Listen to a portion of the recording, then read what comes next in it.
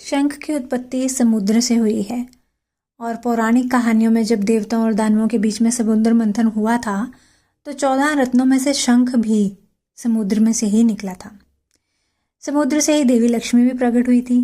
इसीलिए माना जाता है कि शंख पर देवी लक्ष्मी की विशेष कृपा होती है और घर में शंख रखने से आप पर माता लक्ष्मी की कृपा बनी रहती है।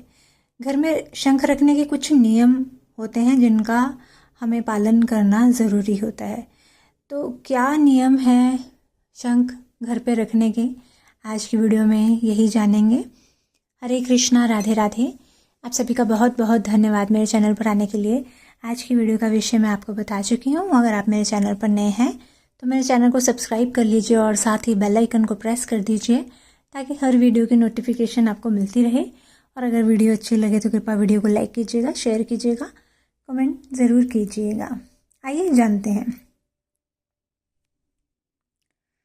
नियम इस प्रकार से हैं कि शंख को हमेशा पूजा घर में ही रखें। शंख को रखने की सबसे अच्छी जगह आपके घर का पूजा घर होती है, क्योंकि पूजा घर दूसरी जगहों से ज़्यादा साफ होता है।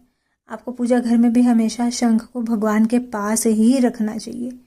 शंख को किसी लाल या पीले कपड़े के ऊपर ही रखें और साथ ही इसे ढक कर भी रखें।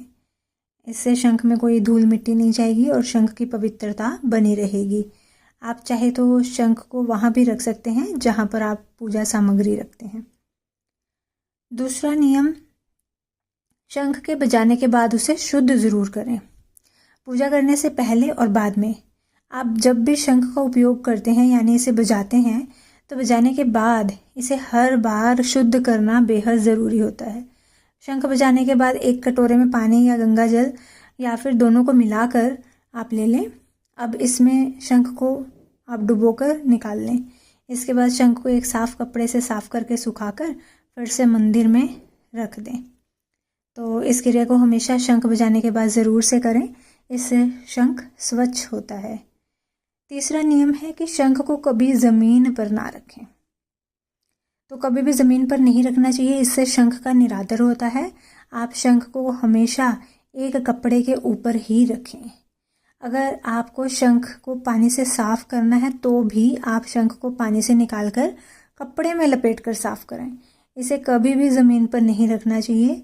साथ ही साफ़ करने के बाद शंख को कपड़े से सही से सुखाने के बाद ही रखें। इस पर पानी की बूंदें नहीं होनी चाहिए। अगला नियम, शंख का मुंह ऊपर की तरफ रखें। शंख की सकारात्मक ऊर्जा बनाए रखने के लिए शंख को सही तरह से रखना भी बहुत ज़रूरी है। तो शंख में कभी भी जल भरकर ना रखें। शंख का मुंह ऊपर की तरफ करके रखना चाहिए। इससे शंख से निकलने वाली सकारात्मक ऊर्जा पूरे घर में फैलती है। और शंख को हमेशा भगवान विष्णु और लक्ष्मी माँ या फिर भगवान श्री कृष्ण के पास ही रखें। इससे शुभता का प्रभाव और भी बढ़ जाता है। अगला नियम है कि शंख को हमेशा इन दिशाओं में रखें। तो दिशा का भी जो ज्ञान होना ज़रूरी होता है, तो जानते हैं दिशा के बारे में। शंख को घर में पूर्व दिशा की ओर रखना चाहिए। जो भी आपके घर की पूर्व दिशा है वहाँ कोशिश करें कि आपके घर का मंदिर भी पूर्व दिशा की तरफ ही हो। इससे घर में सकारात्मकता का वास रहता है। और पूर्व दिशा के अलावा आप शंख को उत्तर पश्चिम दिशा में भी रख सकते हैं। इससे भी माता लक्ष्मी की कृपा आप पर बनी रहती है। अगला नियम है, वो भी जान लेते हैं। शंख को कभी भी बिना वजह ना बजाएं। कई लोग शंख बजाने का अभ्यास करते हैं, लेकिन ऐसा करना अच्छा नहीं माना जाता। बिना किसी कारण के शंख को नहीं बजाना चाहिए। आप पूजा से पहले और पूजा के बाद ही शंख बजाने का अभ्यास कर सकते हैं, लेकिन अकारण ही शंख ना बजाएं। इससे घर में नकारात्मकता फैलती है। शंख बजाने से वातावरण शुद्ध होता है। शंख की ध्वनि से वातावरण में मौजूद छोटे बैक्टीरिया भी मर जाते हैं, जिससे आप बीमारियों से भी बच सकते हैं।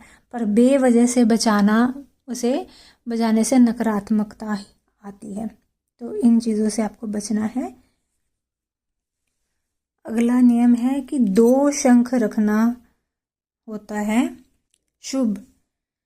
घर में 2 शंख रखने की परंपरा मानी जाती है, एक पूजा के लिए और दूसरा बजाने के लिए।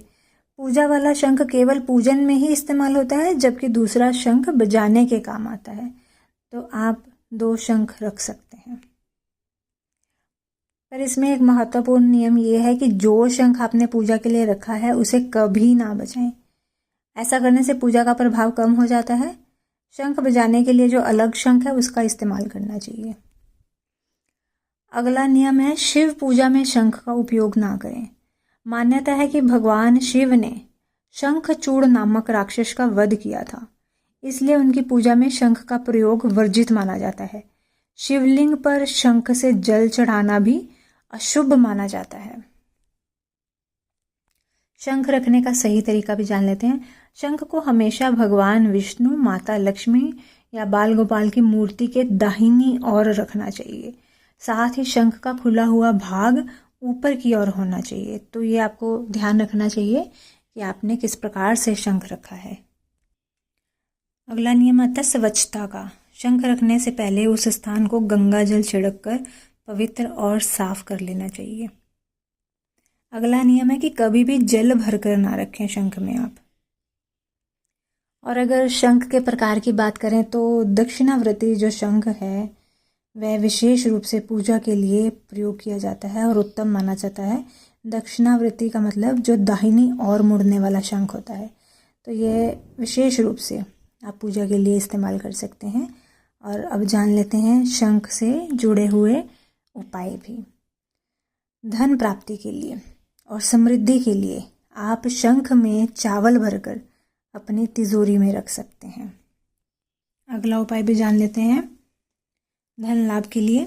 धन प्राप्ति के लिए आपको शंख का एक उपाय ज़रूर करना चाहिए।